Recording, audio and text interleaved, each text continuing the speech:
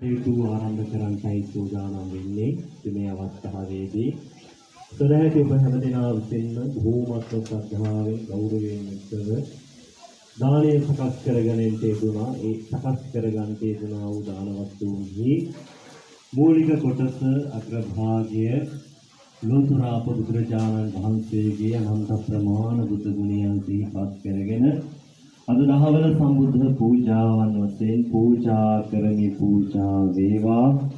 අප විසින් මේ සූදානම් කොට පූජා කරන්නා වූ සියලුම සම්බුද්ධ පූජාවන් ලෞතර බුදුරජාණන් වහන්සේ දහවල උතුම් වූ දාන වස්තුවක්සේ පිළිගන්නා සේක්වා. එතුමින් අපි හැම දිනාටම අත්පත් වන්නා වූ ජනිත වන්නා වූ සියලුම කුසලානිසංස ධර්මයන් සියලු දෙවියන්ටත් මේගේ ඥාතීන්ටත් ඔබ අප හැම දිනාටම උතුම් වූ නිවන් පිණිසම හේතු ආසනා වේවා කියන උතුම් වූ චේතනාවන් ඇති කරගෙන මාත් සමග ගාථාවන් කියවමින් සම්බුද්ධ පූජාවන් සිදු කරමු.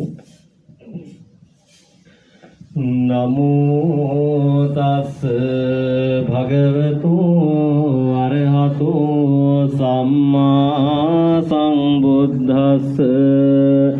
නමෝ තස් භගවතු අරහතෝ සම්මා සම්බුද්දස්ස.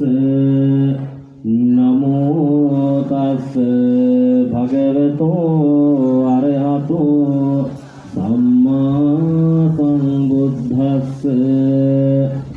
ඉතිපිසෝ භගවා අරහං සම්මා සම්බුද්ධෝ විජ්ජාචරණ